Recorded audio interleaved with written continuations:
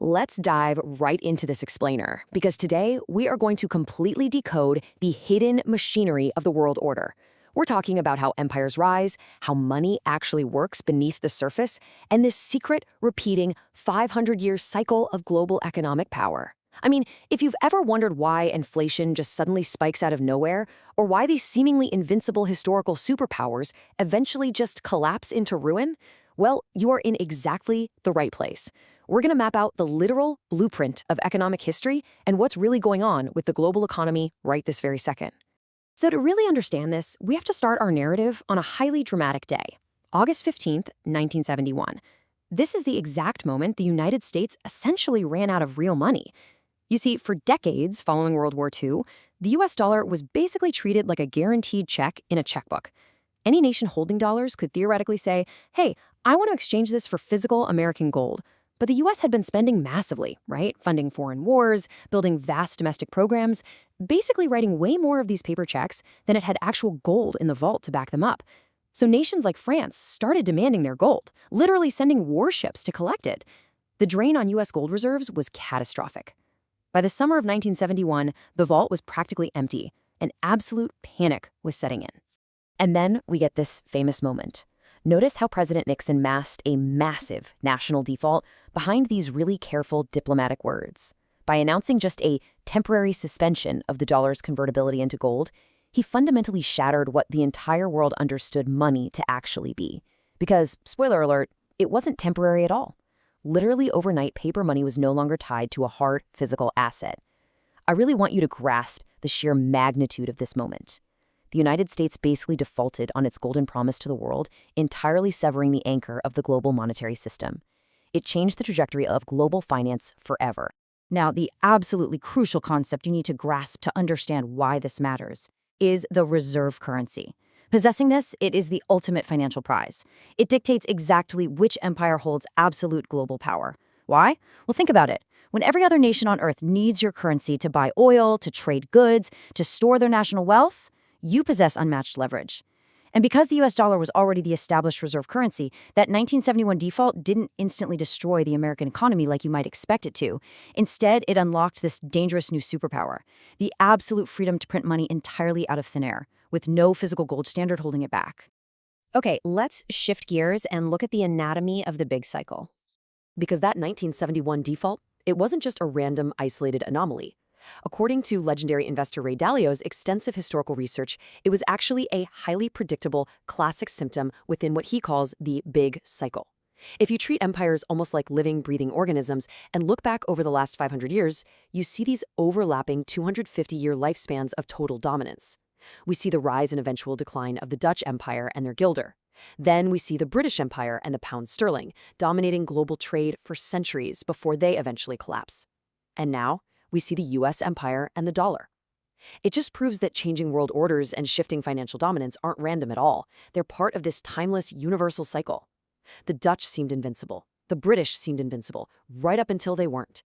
So, how do they get there? Let's look at the rise to absolute power. Empires don't just wake up one day and decide to rule the globe. There is a very specific, repeating sequence to an empire's rise. It always starts with education, which naturally sparks innovation. Take the Dutch, for example. Their highly educated society invented these advanced global ships that could navigate the world better than anyone else. That massive technological leap leads directly to dominance in global trade. But of course, to protect those incredibly lucrative trade routes, you inevitably have to build military strength. And finally, to fund this whole massive global operation, you create capital markets. The Dutch literally invented modern capitalism. They created the first multinational corporation, the Dutch East India Company, along with the first stock market just to fund their voyages. It creates this virtuous, world-dominating wealth-building machine. Winning this cycle grants a nation what economists call the exorbitant privilege. Just imagine being able to print the very money that everyone else in the world desperately needs to save and trade. When your country's money becomes the world's reserve currency, you can borrow massive amounts of capital simply because the rest of the globe eagerly wants to hold your currency. It's an incredible, almost unfair advantage. You can consume way more than you produce. You can build unprecedented wealth. But, and as history constantly warns us, this ultimate privilege is absolutely a double-edged sword. Which brings us to the top, where the seeds of decline are actually planted. You see, as a society reaches the very peak of global wealth and power, embedded right there within the fruits of all this immense success are the very seeds of its inevitable decline. People get richer, they enjoy way more luxury, and over generations, they naturally become more expensive and a lot less competitive than younger, hungrier, rising nations.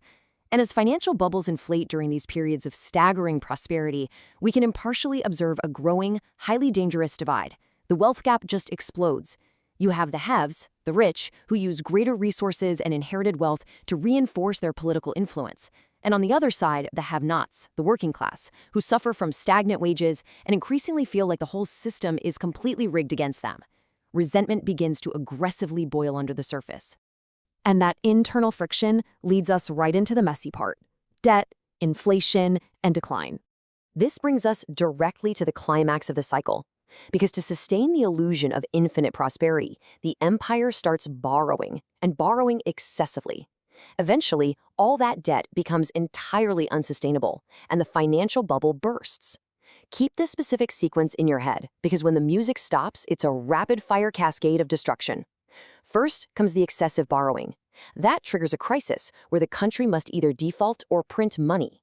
That massive printing devalues the currency. A devalued currency crushes the working class, which sparks massive internal conflict and extremism. And finally, crippled from within, the weakened empire is left incredibly vulnerable to costly external wars. Now, faced with a devastating debt crisis, governments always face a tough choice: endure a painful default, which causes an immediate, brutal depression, or just hit print. Historically, they almost always choose to print massive amounts of new paper money to numb the pain. We saw the U.S. sever its tie to gold to print money back in 1933 during the Great Depression, but the sheer scale of this has fundamentally changed in the modern era. Central banks printed trillions upon trillions of dollars to relieve the crisis of 2008, and then turned around and printed even more staggering, astronomical sums to flood the global economy in 2020. And this right here, this principle is literally your secret decoder ring for navigating these cycles. It provides incredibly actionable financial intelligence. When you see a government flooding the system with newly printed paper money, the purchasing power of that paper inevitably drops. It takes more paper to buy the exact same goods. Therefore, the nominal prices of hard assets, things like stocks, real estate, gold, and commodities, they have to rise in response to the currency falling. It's the ultimate wealth transfer mechanism, completely hidden in plain sight. But here's the catch. This money printing doesn't actually fix the underlying societal fractures. It often accelerates them. As inflation bites and the economic pie shrinks, internal conflict just surges. Strictly looking at the history of declining empires, this always manifests as intense political polarization.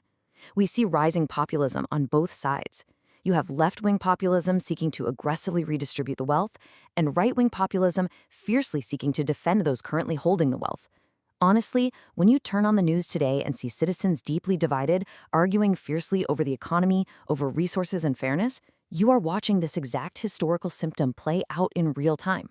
Furthermore, a declining empire is almost always an overextended one.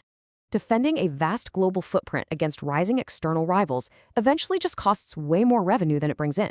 Just look at the United States spending roughly $8 trillion on foreign wars and their consequences just since 9/11. $8 trillion. That is staggering wealth completely drained from the productive domestic economy just to maintain the empire's borders and influence abroad. It is textbook late-stage empire behavior. So, taking all of that into account, where exactly are we now? Let's check the vital signs. Applying everything we've just unpacked, let's diagnose the current health of the United States. We're going to treat the nation like a patient and check its vital signs against this 500-year framework. When we methodically check off these metrics, the picture becomes quite stark. Debt levels, massive and largely deficit-funded. Money supply, expanding rapidly. Internal friction, extremely high political polarization. External rivals, rising, serious tensions with nations like China. Now, the dollar is still the world's reserve currency, which is keeping the patient alive for now, but the pressure is undeniably mounting. We can clearly see the U.S. is currently exhibiting the classic, undeniable historical symptoms of an empire in the late stages of its cycle. Now, reversing this kind of long-term structural decline, it is incredibly difficult. But the pragmatic solution to stabilize the patient really boils down to two surprisingly simple foundational rules. earn more than you spent, and treat each other well. Whether we're talking about an individual household or a massive global superpower, everything from education to innovation really just serves to support these two basic truths. And treating each other well isn't just some nice moral platitude. It is a strict economic necessity to prevent the devastating internal conflict and extremism that historically tears declining empires apart from the inside out. You know, the study of history isn't just about examining the past. It is a map of what's coming next.